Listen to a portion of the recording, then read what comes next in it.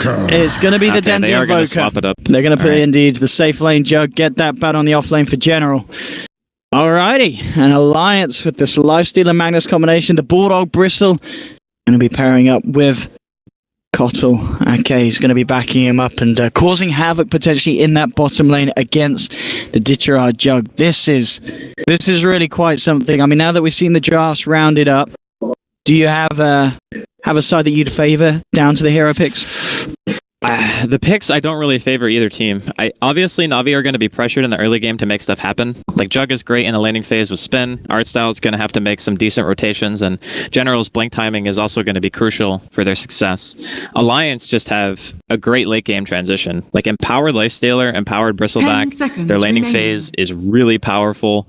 Durable heroes, ability to farm as well. They have good wave clear. It's just very well-rounded. So for me, Navi are the aggressors here, and Alliance are just trying to make sure that their lanes don't get crushed and they can make it to that mid-late game. We got ourselves in. I gotta do this nice and quickly.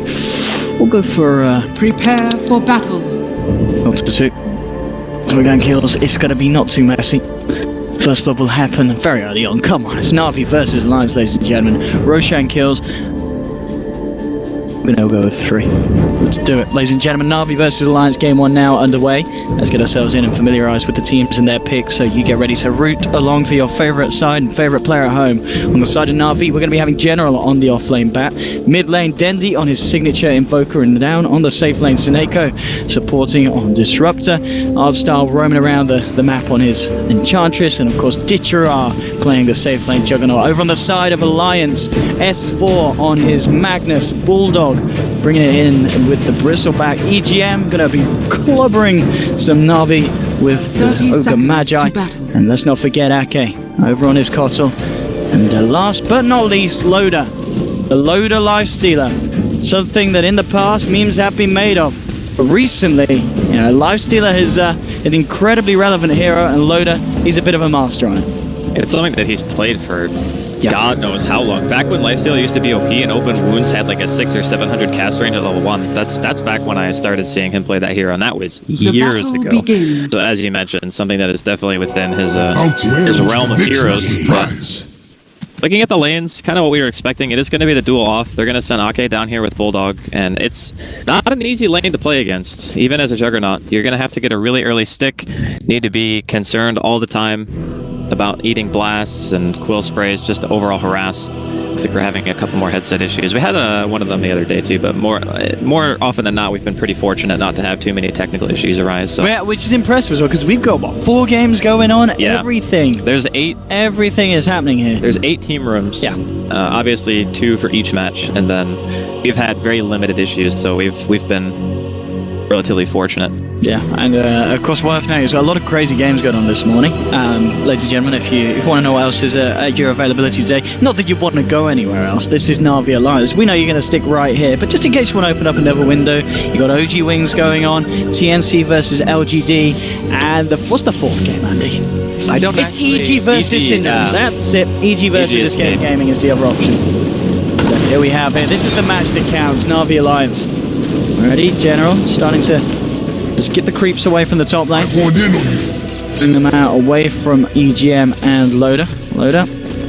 He's like, I'll take these creeps around. He's just looking to balance the creep wave out, making sure that he's not going to do it underneath the tower. Mid lane, Dendy versus S4. Invoker versus the Magnus matchup. How do we expect to see this one go down? I mean, eventually S4 is going to get the handful of levels. He'll be able to shockwave spam. You can see he's already skilled the level 1 Empower, so he's going to have that bonus damage. It's not a matchup that the Invoker just straight up crushes, but he will stay ahead. Methinks you wanted that. Of course, last but not least, this bottom lane. As you said, this potentially very potent combination of the Bristleback and the Keeper of the Light. I mean, how much issue is this going to cause for Ditcherard? Or do you expect to see the Jug still being able to farm relatively well with the backup of Sineko's Disruptor? He should be able to get some farms still. It's not an ideal lane. And you can see, like, Bulldog's even trying to zone them away from the side shot because he knows that Ditcherard wants to buy a stick. In this lane against Bristle, like, he's positioning himself so aggressively to prevent them from getting to that shot, make him use the courier, take it away from the mid player, just any sort of advantage you can get. But in overall lane, I don't think the Ditcherard will ever die, but he might be pressured in his farm. Good night. No! And is there a way that you kind of tailor your build to this aggression if you're the Jug? Do we see earlier points being maxed out on the healing ward? Yeah, he'll probably have to get ward. Yeah. But he did make it to the side shop. Artstyle came down here and bullied him on a lane, so now they're going to have their magic sticks available. And that's more or less the thing that hurts Bristleback the most, because he might be able to do a bit of damage. And speaking of damage, General, in this top lane. EGM and Loader trying to go for a hit, General. Now he gets himself off the map, and now moving back in potentially. There's a fair few stacks up on the members of Alliance, EGM and Loader. But General indeed himself a little bit too low to play around too much. Comes back in for an ignite. Bottom lane, Bulldog. Okay, they've trapped him out. Dog comes in with a rotation. Ditcher up later is the face of the Bristleback, and there we have first blood. The Navi. They punish the Bristleback thanks to an excellent rotation from Artstyle coming into the lane, which certainly was seeming to be the hardest for Navi in this early game. Now, those are perfect creeps as well. He had a troll and he had a centaur. So as soon as a glimpse comes in, you get ensnared, then you get centaur stomped, and on top of his spin, you're just dead. And that's why we were saying during the draft, it might be better to just put the Juggernaut in the safe lane instead of going mid, because it offers you that kind of damage to where you can kill a Bristleback, because normally he's just too tanky to deal with. But now, with the addition of having that spin damage in the early game, you can just go for him, no problem. Of course, losing lives on this bottom lane is something that Alliance don't want to be doing. 11 for 1 on Bulldog compared to the 8 for 4. He's still got the edge over Gerard, but can't afford to be giving kills across to the carry of Navi. Generally, he's backed away from the top lane. Level 2 now. So just here are some of the stacks in the jungle. Played a little bit safer. As we already saw, it's can be a little bit risky from up on that top lane if EGM and Loader decide to make a move in on the Batrider. And Artstyle, he's ready to keep the ball rolling. He's looking for another bit of action. Smoked up with the Centaur and the Troll Summoner. Looking to wrap around mid lane, see if he gets round from the high ground behind S4. S4 rather far down the lane at the moment. They're going to try to force a skewer out of S4, but the problem is the timing is not so good because the rune's spawning. So instead of S4 like taking damage from Dandy, like the Gold Snap or whatever, and forcing a skewer, he just walks to the rune. So maybe a bit of a poorly timed rotation there, but we'll be able to at least get some damage. Artstyle will go on EGM. Voltup's already been used on S4. There'll be a glimpse back onto S4, but he skewers out. Now, with General's presence as well, they should be able to find the EGM kill, using the Firefly to run him down. Navi find themselves a second. They don't get the kill on S4, but they do still get a kill nonetheless. Navi, at this point in the game, just making a lot happen, and Artstyle, of course, as expected, doing his wonders and making the magic happen on the Enchantress. Yeah, he's got the 100% kill contribution, but that's what you're looking for. At some point in the game, he like takes his foot off the gas and he decides to go back for either the Dragonlance or the Midas and starts to farm a bit more. And Navi kind of loved that early game aggression into, okay, we have map control, now we're going to farm a bit and make sure that his Enchantress can still carry us in the late game just by sheer damage output. So it's typical Navi things. And Navi do need to continue to make this happen, because if you do look at the two carries, Ditcher versus Loader, it's not close at all. Okay. There we go, Navi. They found themselves another freebie indeed as Ake caught out.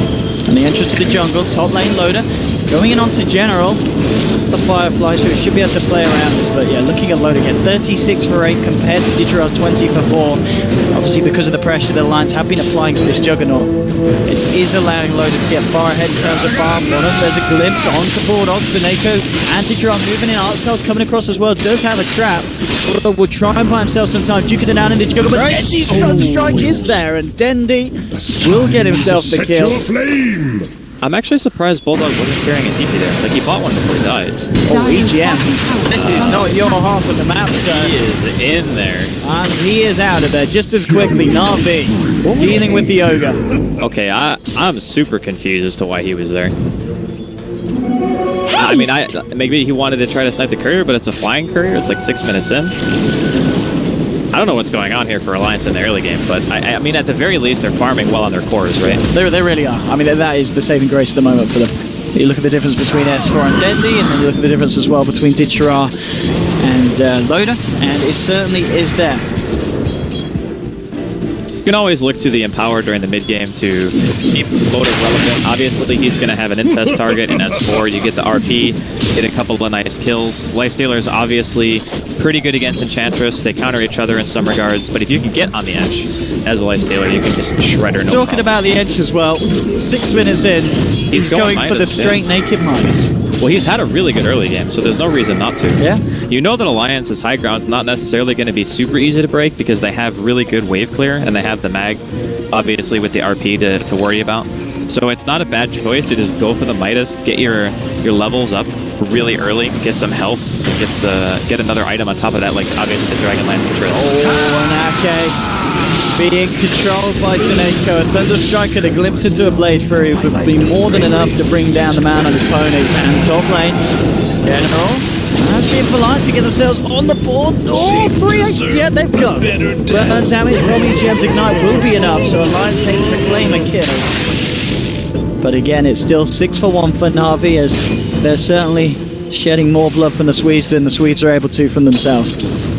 Just gonna have to rely on the Blink Dagger from the mag. I mean, fortunately, S4, he's doing extremely well in his lane. He's even out-CSing Dendi. A lot of that, of course, due to the fact that Dendi was walking around a bit trying to get a couple of kills. And he is actually 3-0 right now, so that more than makes up for the CS differential between these two. And there's the under 8-minute Midas for him as well. So double Midas now for Navi. S4 is still getting closer and closer to that Blink Dagger. Once it's out, I think that they probably just go straight away. Like, they need to make something happen. Absolutely very close. Close indeed. I mean, with that Blink Dagger as well, does he then need to bring Loader with him? Or do you think they'll leave Loader in this lane to continue to farm? I think you definitely need to bring Loader. Yeah. Because he's the easiest hero to combo with your spells, right? I mean, sure, you can blink in and do the turn RP and skewer back, which is one of the hallmarks of a good mag player, but you really do need the damage at this point. That's what they're lacking. Because Bristleback does damage over time, and Ogre does damage over time because he's only skilling Ignite. And lining up a Coddle Blast is going to be relatively difficult, so your best person to bring with is usually the Lifestealer. Dire's bottom tower. Well, at the same time, of course, as well, when this Blink Dagger is going to be there for S4, you just look at some of the supports of Navi like Seneko. Probably about the same time, he will have the Static Storm online, so Navi will have the tools to react to a jump in from S4. And Seneko, of course, so far, he's been absolutely on top of his game. 1-0-4 involved in 5 of the 6 kills. Got to be aware of the presence of the Disruptor, because he'll be very, very quick to react to a jump in. Yeah, absolutely. And he's one of those guys who just always seems to be in the right place at the right time. When he played Io at Starladder, and you were just like, this guy's everywhere. No matter what support he's playing, it's that similar feeling. So kind of in the same boat as you, thinking that his Static Storm placement is probably going to be on point. But again, Alliance, they're holding on. They're leading in terms of overall CS. And they have that wombo combo, you know, that X factor where it's like at any stage in the game, we get one good RP, one good skewer, and we can just blow up Navi's lineup. That's just what they offer with their heroes. So, still waiting to see what S4 is able to do with his Blink Dagger. On mid lane, AGM, he's been caught out by Seneko. He found himself another catch. Oh, S4 though, reacting with a 2-man RP into the tower. The blast from the Illuminate takes one down. They'll take a second as Loader turns up. And that is exactly what Navi have to be careful about. That RP was so close to not hitting either hero. I swear, if you watch the replay, that thing was like 10 range away from missing, but he got him. That is absolutely ridiculous. Just understanding the limits of RP so well. I mean, there's a reason why the hero is actually named after it. Absolutely. Absolutely perfect stuff there for Alliance. So they are finding kills in return, and still, just look at Loader. He's 80 CS at 10 minutes in. That's it. Dude, he's owning. See how that translates to net worth, and indeed it does put him comfortably at the top.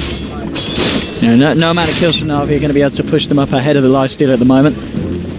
Navi will continue to look to make action happen. General has yet to finish off his own Blink Dagger. He's very close to it, so really can't afford to lose his life. Got eyes on Bulldog. They'll glimpse him back into the lasso. Arsdale funneling in with the impetus. The pure damage from the Sun Strike is going to be enough. It looked like there was a chance for the Ancients to get a deny on him. As in the case, Navi do get the kill. Arsdale playing around with EGM at the same time. Bottom, Ditcheraz looking to take a tier 1. Looks like no more blood will be shed. The tier 1 will fall. And Ake, he did get the deny. That's actually kind of crazy that he gets a deny with 66 damage. Like, Ditcherai hits for, what, 110? He hits for, like, half Radiant's that. Still top gets tower the deny. has What a been player. denied. But the early Radiant game so far, structures are favoring fortified. Navi a bit, but we also talked about this. They're the ones who need to be making stuff happen. They need to be the ones going Radiant's around, middle okay, we're getting tower kills is with under Sunstrike. attack. Art style is very active. You know, the Bat Rider is using his lasso. He's also 50 gold away from his own Blink Dagger. Yeah. So at that point, you're going to start looking to Navi and say, okay, now the aggression is going to get kicked up a notch.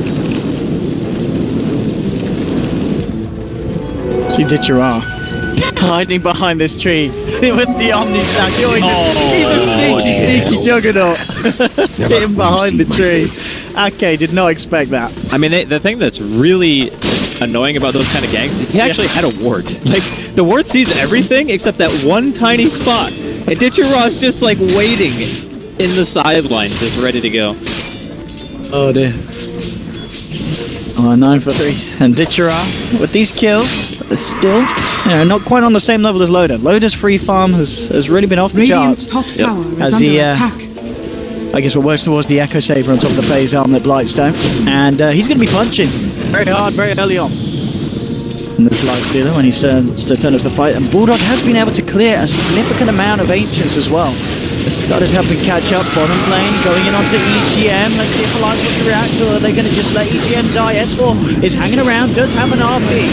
We'll see if he thinks about using it. You can see Lotus turned up. He's looking to chase down Seneko at the same time. General's got eyes on Bulldog, has the lasso, but there we have the RP. S4 brings General back. They've already lost two though, Alliance. Ditcherai still hanging around. The blind side from Aki will stop the punches. It isn't going to stop the Blade Fury, but already General and Ditcherai backing off. Lotus coming across. Open Wizard 4 seconds, but S4 jumps in, takes down General on the Bat Rider. They will find a kill in return. It's going to be a TP out just in time by looks of it from Seneko as Loda came back across to him. There's still Navi making the trade 2 for 1. Loda turning up, but just really couldn't kind of get the lockdown onto anyone there in that fight. It's just a very chaotic area to fight in. When they started off, they drop a Static Storm onto EGM. He's kind of stuck and just dies.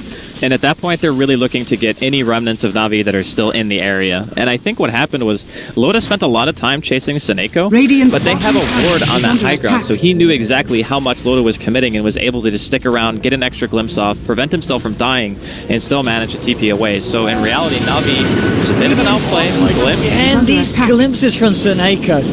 This time the Flame Break's going to knock him a bit too far, so... They can't chase him down, but Seneko has been each and every time. Well, they're playing very well around their vision. So they're fighting around that area with the Dire's Ancients, top but they have a tower ward. is under They attack. got that glimpse, they had a ward up on the high ground as well. And that's the kind of synergy that you get when you have a Disruptor and a Bat Rider. The heroes just complement each other so well in regards to the vision that you get. It allows you to use your glimpse and get your lassos much more effectively. Top lane, Dendi, a man that hasn't been present in these team fights. He's just using the space to put the pressure on, takes himself a tower, catching up to the net worth of Loda, as we can see, just only a few hundred behind.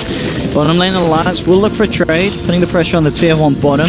Then he's going to continue to move across the top lane. Ake will come across to start clearing out the waves and slowing down this push. Loda gets himself the tower. 2k gold on top of the Ogre Club, so his next item will all be but done and he can start working even further into his build. I wonder if he's not actually planning on making Echo, because he has the money so much for money, it. yeah. I wonder if he's going to go SNY instead. I mean, SNY is very good this game, because the heroes on Navi don't have any natural escape, so you can just run at them. top And tower I know that is in the under past, attack. yeah, he does like his SNY. He really does. So let's see if Alliance can stop this. I mean, Navi, no, it's not going to happen. Navi just take themselves to free tier 2. Alliance are coming across as a 5-man. Ults at the ready. So if you can actually catch any of Navi, as Navi already start to retreat. They just lost 2 towers and only traded it for 1. Not really the best movement so far from Alliance. Maybe they were just thinking that Navi might react to them instead. He should be fine. I mean, it's really hard to kill this hero. It is. Navi, they are smoked up, hanging around. See if they can catch any stragglers from Alliance that come out alone. But Alliance keeping together as a team. And Navi realizing that the backup, there's still a tier 1 to take mid. So they'll focus their attentions towards that. I mean, the important thing to note here for Navi is they're still not feeling super comfortable in their position. again, one good RP can still turn the game. So they're looking to just try to establish as much map control as they can to prevent that wombo combo from ever happening. Because if it does, you're losing pretty much every hero that's caught in that RP. Are fortified. Alliance moving across. General just on the front lines at the moment. Loader will get himself nice and deep inside S4. Smoked up. It's where everyone wants to be on. Absolutely, especially when he's playing as Magnus. I'm going to go for the wraparound. See what they can find in the jungle of Navi. At the moment, I mean, Ditchara is alone, and they're actually going to make a movement towards he is this. dead. No messing around. RP into the loader wombo. Alliance quickly disperses the Juggernaut. That wasn't even with a power. Like, that was just a regular RP. And EGM gives it the old clapper TP. It's Navi try and beat down in the mid lane. Nothing to stop it. But Navi unable to find the kill in return. Indeed, Alliance with a big pick-off. Yeah, this is the one thing that a lot of people forget about playing against a Mag is the carry that you're playing with just gets a free Battle Fury. And honestly, it's more cleave than a Battle Fury once you get the Empower to levels 4 and 3 and 4. So is under attack. over time, like Loda, even if he's spending a little bit of time invested into S4, he's still going to be out front. S4, talking about the man, has come around him, Navi's jungler, General and Snake have put him out. S4 forces himself, dodging the Sunstrike.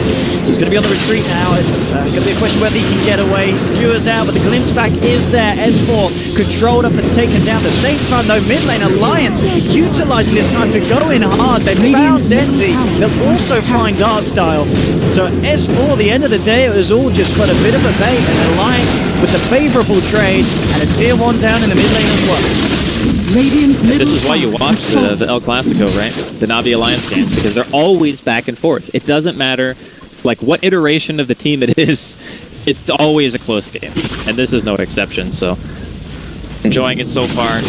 S4 with the favorable trade, like you mentioned. He didn't even have RP regardless, so it's not like he was going to be able to contribute anything to a team fight in the next couple of seconds. So now Alliance eyes set on Roshan. Just going to lube it up a little bit. They do have Bristleback, so it should die relatively fast.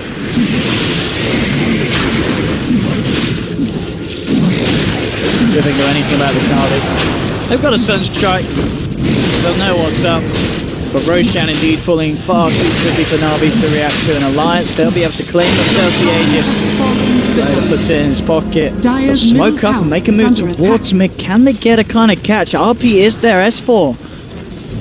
He finds the opening that he needs. Multicasted. Oh, but the Hydra Seneko comes down with Big Sunny Jim. EGM clear with the 1-2 goes. Seneko, they'll try and glimpse back one, but he can't glimpse back the whole team.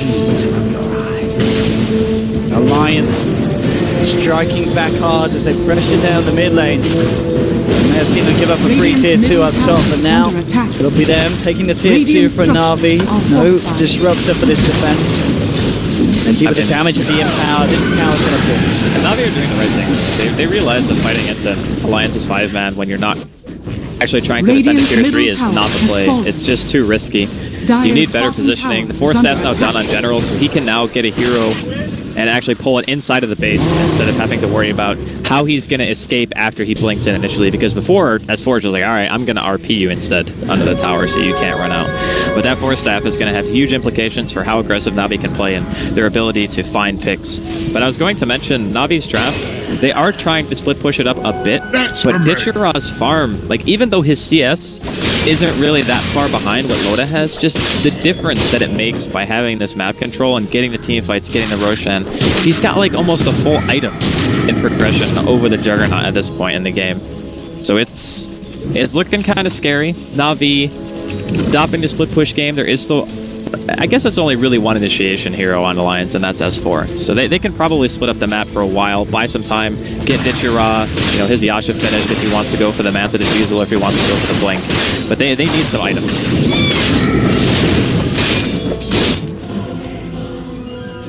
And at this point, I mean, is it a case of Navi wanting to wait for Alliance to come to them? I think that... Because you're fighting into a loader Aegis, and you completed Desolator. Yeah, if you see that they're split, and you see them farming multiple lanes, then you absolutely try to go for a pick, and that's what General's looking for right now. The problem is, he needs another hero, and it looks like Dendi is going to be his partner in crime here. Well, there we have it, onto Ditchara! Jesus. there's just nothing, like, if you get smoke RP'd, there's nothing you can do about it. You're just dead. I even had an invis ring as well, though, Magnus. Oh, that was an invis, it wasn't a smoke. There was no chance that he was getting spotted out. Yeah, but the problem that Navi are running into is that even if an RP is committed on one hero, it's not like they can just go take a fight. They still have to wait for an opportunity. They have to wait for Alliance to show on the map and be split and use their wards to their advantage. But the issue is their ward coverage is only really around the river, whereas Alliance have a much more spread, aggressive type of vision. So that's kind of what you want when you know that you have the map control. And unfortunately for Navi, the vision that they have is only really telling them that Alliance are on their side of the map, but that's not enough. You know, they still can't take an engagement based off that information.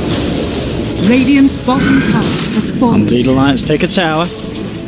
And the line has been drawn. They want to just finish out all of these outer towers first. It's the tier 2 next on the menu.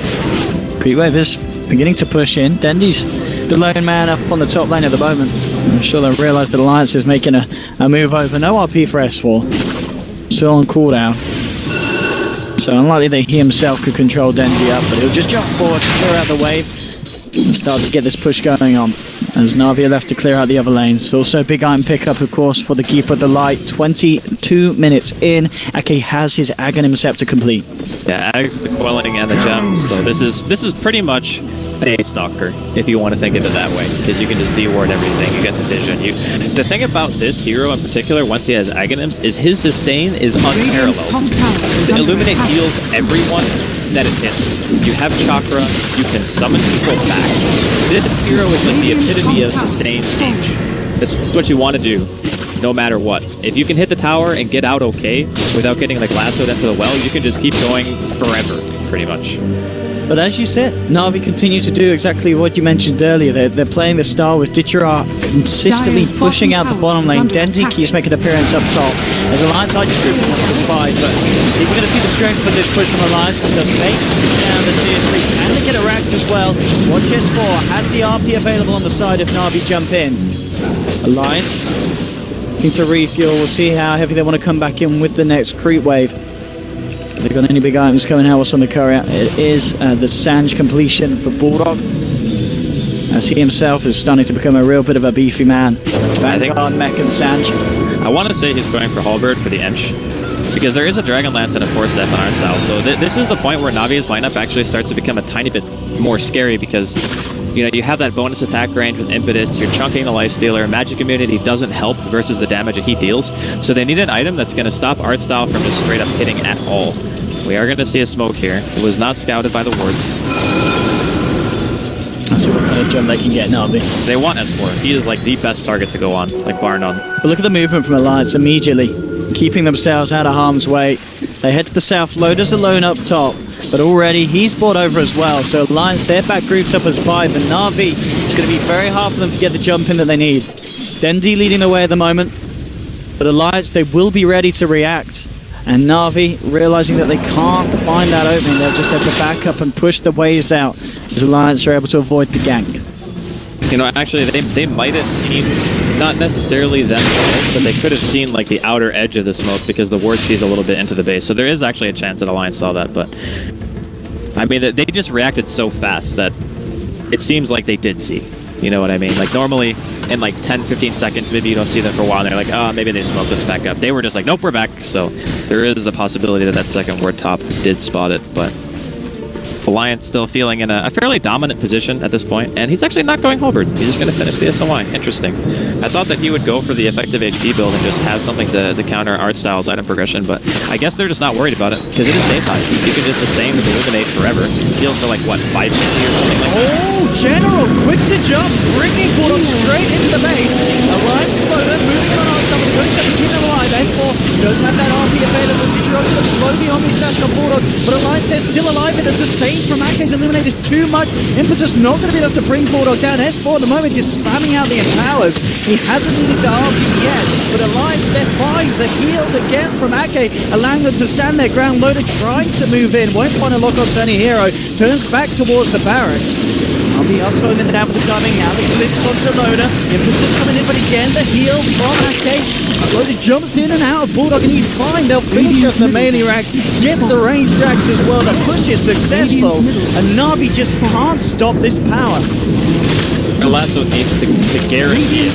That's how they stop the siege. And the problem is they went on like arguably the tankiest hero on the team, maybe barring DOTA.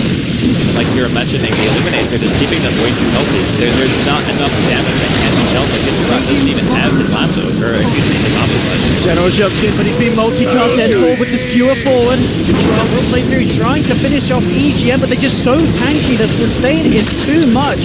And Bulldog, he's just sitting on the front lines, hitting the racks. Now he'll look towards Dendi. Navi being forced back into their base. As the Lunates have all the space in the world to finish off another set of racks here.